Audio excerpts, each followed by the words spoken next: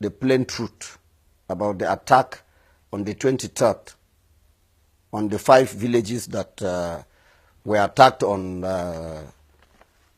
Saturday night. We make calls. Even the STF commander was fully informed. He did not send his men there. What he told us was his men are already there. When I went there, I saw about 4 civil defense, 4 mopols. There was no any military man on ground of the truth. And all of these 8 people are of the same religion. They are all Christians. And if you see the way they suffered, my brother, you will pity for them. In every attack, I get information 2-3 weeks before it happens. And immediately I get that, I try to alert the security personnel. To a point in time, I was blamed that I'm the one fueling the crisis or the attack. How do I know it? Sometimes they insisted I must tell them the name of my informant and where he's coming from. I said, no. And even the connivance between them and the government, they tell me. So when you put the message across, the government doesn't take it serious. And most especially this administration, the governor's aides doesn't even pick calls of anybody. Even yesterday night, I tried calling the governor on the attack going on Doroa. He didn't pick my call. So the missed call is there. He will not reply. Sometimes his PA will give you a message, noted, and it is gone. Even at the heat of the crisis. So you call the STF, their spokesman will tell you they are not aware, and it goes.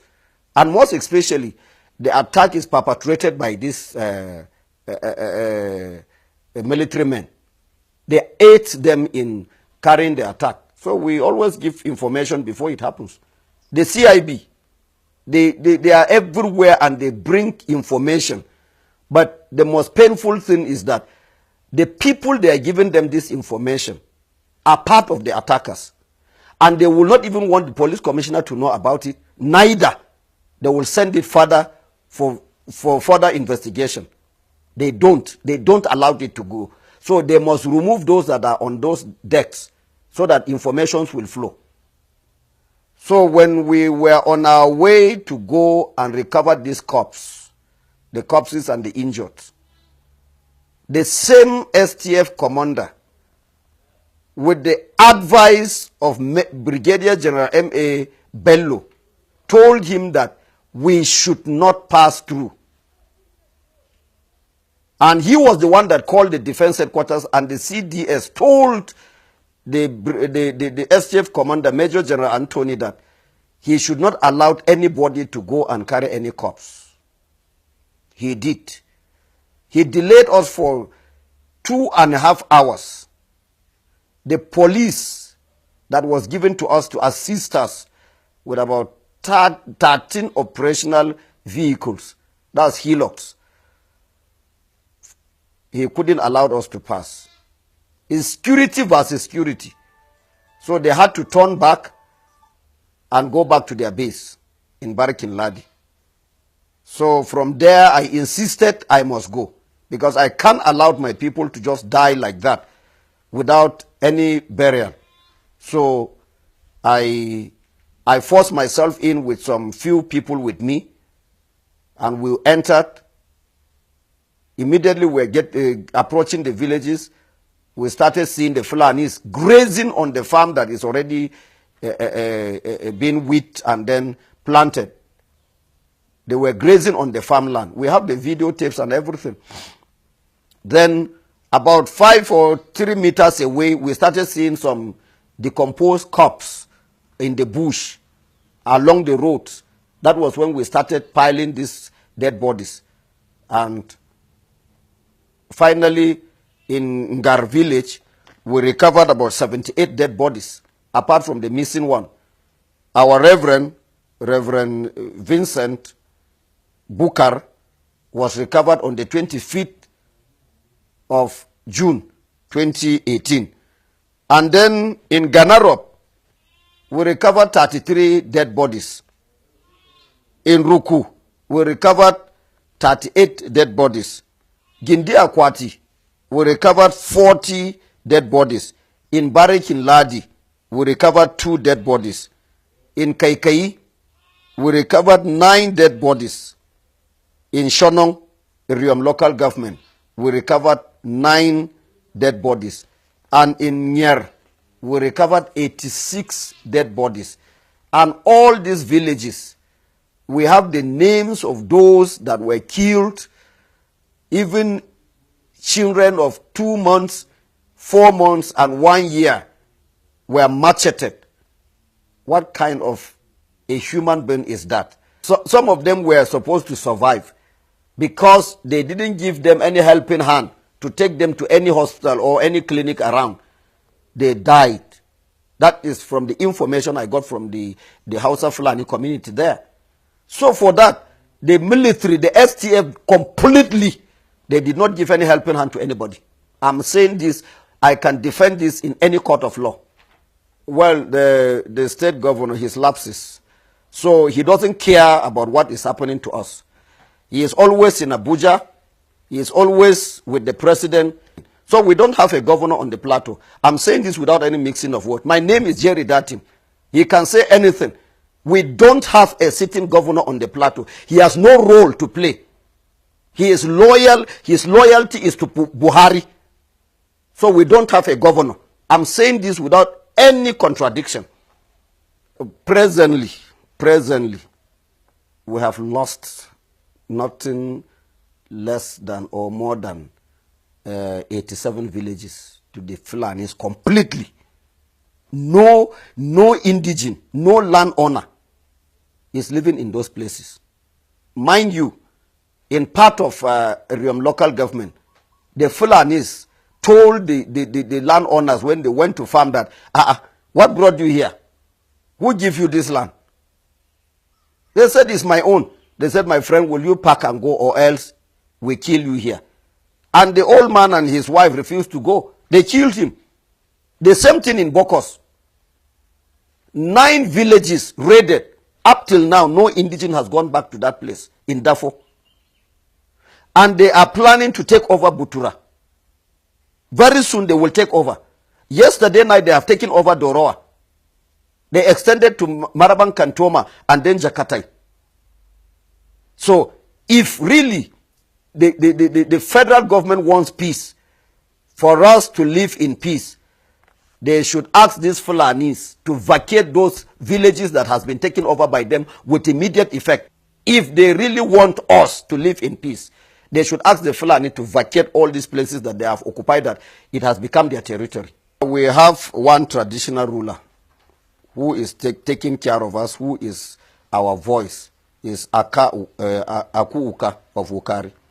But the rest, we don't have traditional rulers. I will say this without any mixing of words. Reason is because they have been politicized. They go along with the government of the day. And they are all under Buhari. He gives them instruction. He paid them their salaries, and that is all.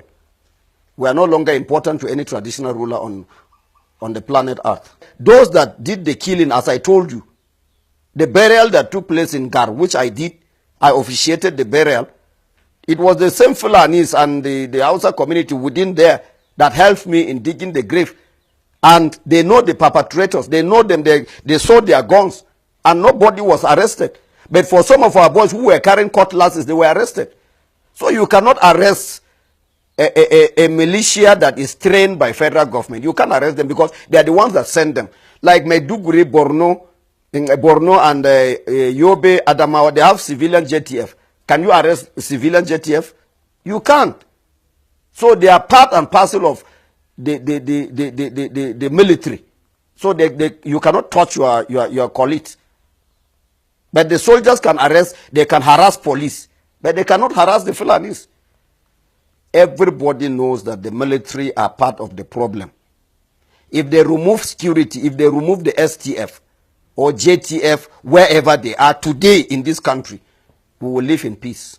Some of the security agencies, they were the ones that reliably informed us because they loaded these things in their presence. And these uniforms are already in Plateau. And they are with the Fulanis. I will tell you that Brigadier General Bello was the one that went to distribute this uniform. He used his military hillocks to disburse these uniforms in those villages that were attacked on Saturday and Sunday, and that of yesterday night, Monday night. So General Bello is fully aware. If he can be arrested and then questioned, he will tell them where he kept the uniform and how he distributed them. Whenever they come, any commander that come here, he is coming to make his billions and go away. The Fulanis are giving them cows. I remember what do you call it? My contact with T.C. Ude, General T.C. Ude. He detained me for 5 weeks.